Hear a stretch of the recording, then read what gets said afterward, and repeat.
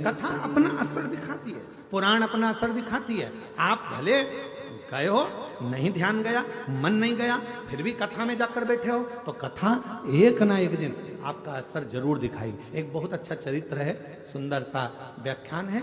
एक पिताजी, एक चोर बड़ा विद्वान था, बहुत विद्वान चोर था और बड़ा प्रखर चोर, बहुत प्रबल चोर। उसका एक लड़का था और चोर भी बड़ा दमदार चोर था, क्वालिटीवान चोर। और उसका एक लड़का था। लड़का चोरी करना नहीं जानता था, तो पिताजी ने लड़के को चोरी करना सिखाया। उसको भी अच्छा क्वालिटीवान चोट्टा बनाया।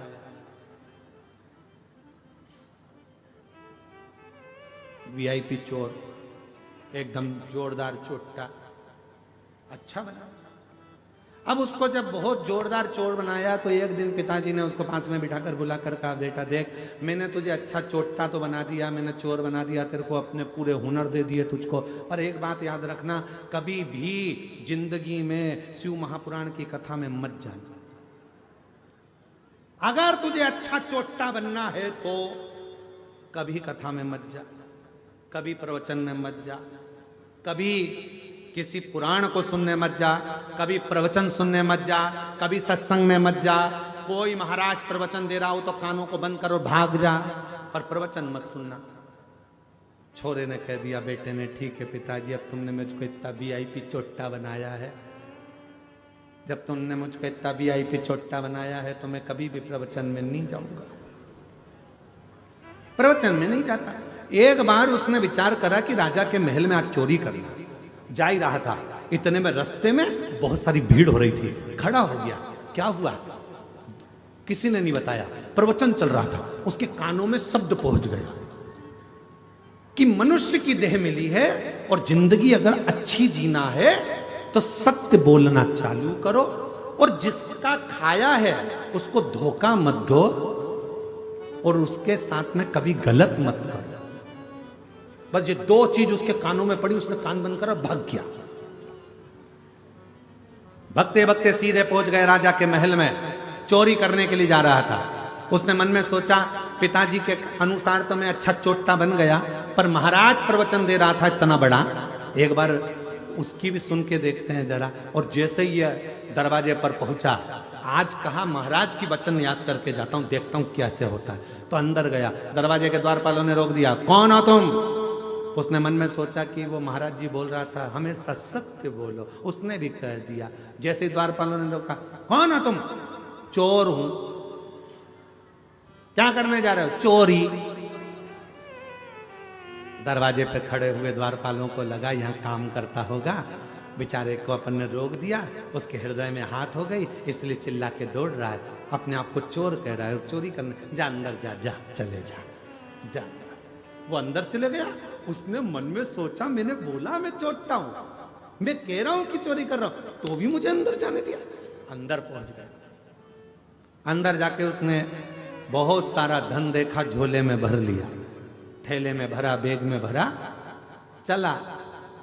भूख लगी, इसने सोचा पास में रसोई घर है, जरा देख लूं। रसोई घर में गया, अच्छा अच्छा खाने को मिल गया, खा गया। खाने के बाद झोला उठाने वाला था, इतनी देर में याद आया कि वो महाराज प्रवचन में कह रहा था, जिसका खाओ उसको धोखा मत दो, जिसका खाओ उसके साथ कभी गलत मत करो। और मैं तो गलत नहीं करूंगा, आज तो मैं रख के ही जाऊंगा। भरा हुआ सोने का झोला वहीं रख दिया, जाने लगा। जाने लगा, जैसे दरवाजे पर पहुंचा तो द्वारपालों ने रोक लिया, क्यों रे चोट्टे, तू तो चोरी करने गया था, माल माल नहीं लाया? कहने लगा, नहीं, हम जिसके घर का खाए हैं उसका घर का बजा है, हम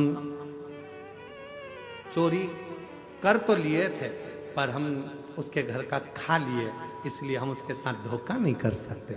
इतनी देर में रसोई घर में कोई गया, भरा हुआ झोला देखा, चिल्ला दिया, चोर आया है, चोर आया है, चोर आया है। इसको पकड़ लिया। पकड़ने के बाद राजा के सामने ले जाकर खड़ा कर दिया, महाराज इसने चोरी करी है। महाराज ने पूछा, आपने चोरी करी है? हाँ महाराज। कहां से आए? सामने वाले गेट से। द्वारपालों ने नहीं रोका, पूछा था तुम कौन हो, हमने कहा चोर। अंदर आने दिया, हाँ। तुमने कहा था चोरी करने आए हो, हाँ। हम बोले थे हम चोरी करने आए। अच्छा, तो तुम ये बैग भरकर पैसा ले जा रहे थे, सोना चांदी ले जा रहे थे, लेके क्यों नहीं गए? क्योंकि हमने गुरुजी के मुख से सुना था कि सच बोलना, तो हमने दरवाजे पर सच बोला। और गुरुजी के मुख से सुना था जिसका खाओ उसको धोखा मत दो और उसका बुरा मत करो। हमने माल तो भर लिया था ले जाने के लिए, पर तुम हमको भूख लग रही थी, तुम्हारे घर का हम खा गए, इसलिए हम तुम्हारा सामान लेकर नहीं गए। राजा को बड़ा आनंद आया। राजा ने मन में सोचा ऐसा व्यक्ति सच बोलने वाला दुनिया में नहीं मिलेगा। राजा ने कहा आज से तुम हमारे मुनीम मंत्री, पूरा खजाना तुम्हारे हाथ में, तुम नौकरी हमारे यहां करो, ये नौकरी तुम हमारे यहां करो। राजा ने उसको नौकरी पर रख लिया। 15 दिन तक वो आया नहीं घर पर। पिताजी को चिंता लग गई मेरा चोटा बेटा कहां चलेगा। एक दिन अच्छे कपड़े पहनकर, पगड़ी मगड़ी बांधकर, जोरदार सोने की माला पहनकर, पांव में जूते मोजे पहनकर गया अपने पिताजी के पास। पिताजी ने देखा बेटा इतनी लंबी चोरी किसकी यहां करी आया?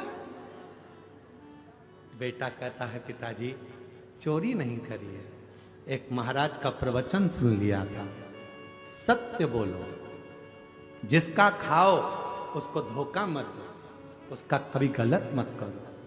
बस वो सुनकर मैं चोरी करने गया, ऐसा ऐसा हुआ। राजा को मालूम पड़ा, उसने मुझे नौकरी पर रख लिया।